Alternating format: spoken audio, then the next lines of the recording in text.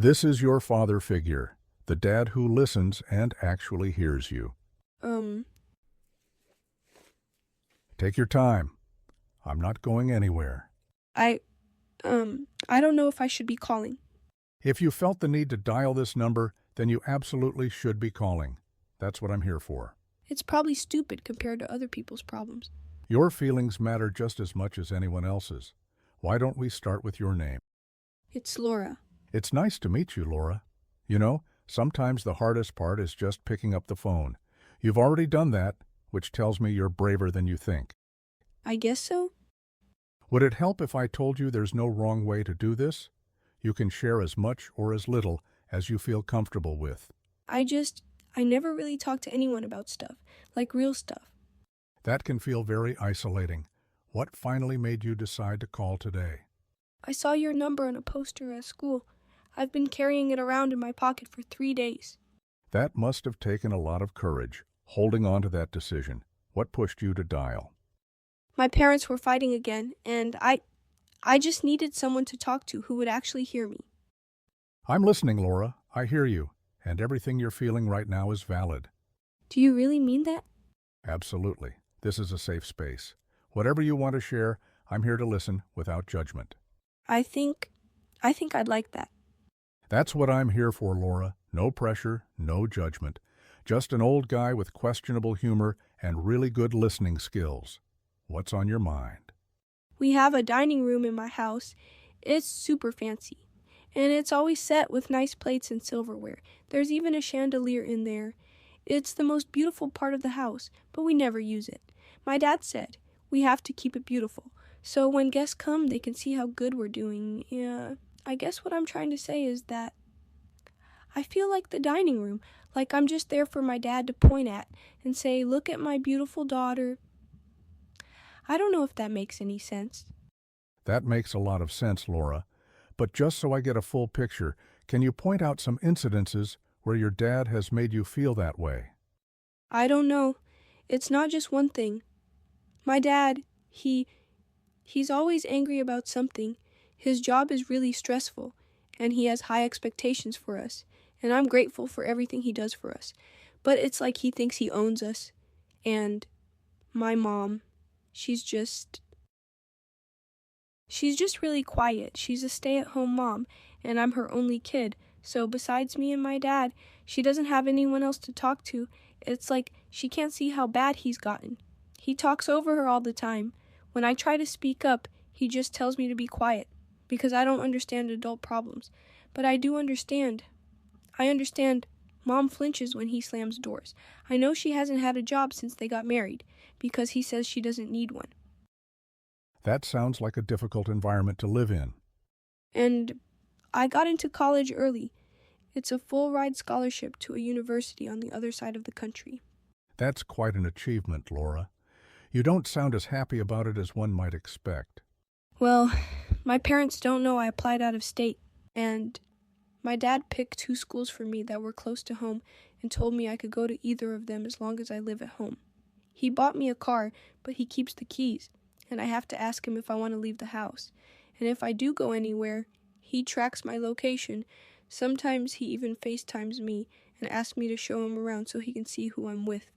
I'm going to guess that hasn't been great for your social life. That's an understatement. It's not like I want to run wild or anything. I just wish I could go get coffee without being interrogated first. My friends think I'm lucky to have a dad that cares about me so much, but they don't understand that everything has a price with him. I think I'm getting the picture here. It sounds like your dad does a lot for you, but it's costing your freedom and sense of self. Well, yes, exactly. Now, this might sound cliché, but have you tried talking to your parents about this? No, we don't really talk like that in my family. My dad always says children should be seen and not heard, and that kids shouldn't question their parents because they know what's best. That must make it hard to express yourself at home. Impossible is more like it. Every time I try to bring up anything, my dad says I'm being disrespectful, that I should be grateful for everything they do for me, and my mom just sits there looking at her hands. How does that make you feel? Like I'm crazy? Like maybe I am ungrateful? Even my cousins think I'm lucky to have my parents, but it doesn't feel like they care about me because they don't even know the real me. It feels like, Like ownership? yes, like I'm a pet. And if I tried to tell them that, my dad would lose it. He'd say I was accusing him of being a bad parent, that I think I know better than him, but I don't think that. I just want to be heard. I hear you right now, Laura. There's a heavy emphasis on respect in your household, and being the only child in that dynamic can be difficult. You're at the bottom of the totem pole, and there's no body down there with you. My dad always talks about how his parents were strict with him and he turned out fine. He grew up really poor and then went to work right after high school because they needed the money. I swear, he's told me the story a million times, and I feel bad for him. But how is it my fault? Just because he had a hard life doesn't mean I have to have one too. That is absolutely right. I have this fantasy of getting in my dad's face and shouting at him. I'm never going to do it.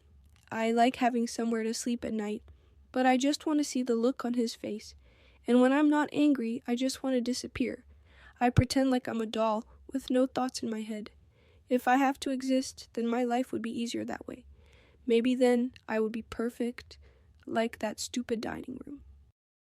Laura, let me tell you something about that dining room. All those perfect plates and silverware. Your parents bought them. That's their property, so they have every right to do whatever they want with them. They can let them gather dust and never use them. And that's okay because they own them. Your parents don't own you. They didn't buy you. You are not their property. I know it will be hard and it will be a long road to get there, but one day they are going to have to understand that. And even though it shouldn't be your burden to bear, you're going to have to force them to see the real you. Real life isn't perfect. Real life is messy.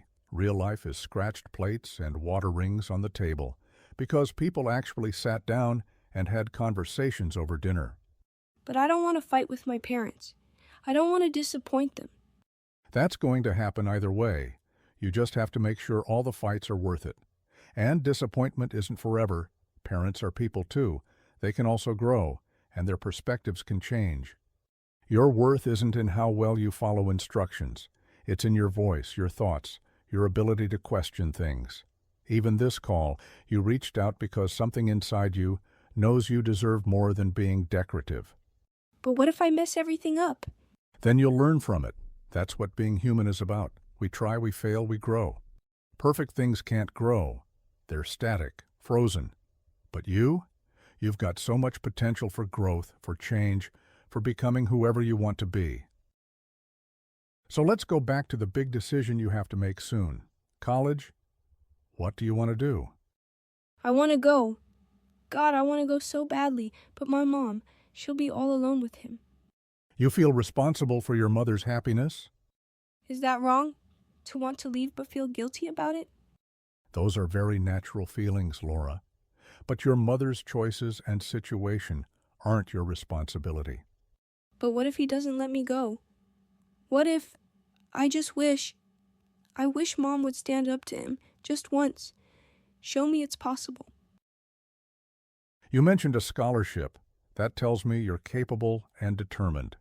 Those are your qualities, your achievements. No one can take those away from you. Sometimes it's just about taking that first tiny step. Like calling you? Exactly like calling me. And here's the thing. I can't promise you'll get everything you want. Life doesn't work that way. But I can promise that staying silent guarantees you won't get what you need. But what if my voice shakes? Let it shake. A shaking voice that speaks up is stronger than a steady voice that stays quiet. I think I hear my dad's car pulling up. I should go. Before you do, remember something for me? You're not a doll. You're not meant to be perfect or decorative. You're meant to be real, to grow, to sometimes make a mess of things. Thank you, Mr. Fig, for listening, for making me feel real. You did that all on your own, Laura. You picked up the phone. You found your voice. That strength was always there. I should really go now. Of course. And Laura, my line is always open if you need another talk. Maybe I'll call again when I figure out what to do about college. I'd like that. Take care of yourself, Laura. You too, Mr. Fig. Thank you. Okay, that was a heavy story from Laura today. Just 17 and carrying so much. There's a lot from her story that resonated with me, but I want to talk about the respect thing because people get this all wrong. Respect isn't about power or control. It's about consideration. True respect grows from understanding, and it can't be forced. When we demand respect through intimidation, we teach others to obey out of fear. But respect built on love is different.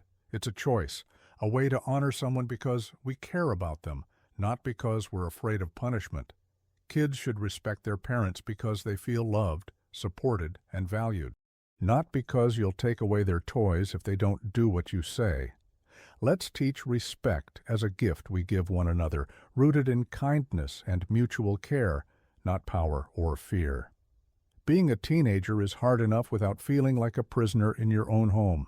Everyone needs someone in their corner. Sometimes that someone is just a stranger on the other end of a phone line.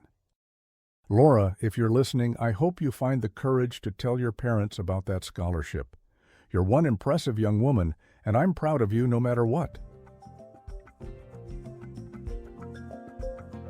Your father figure, signing off.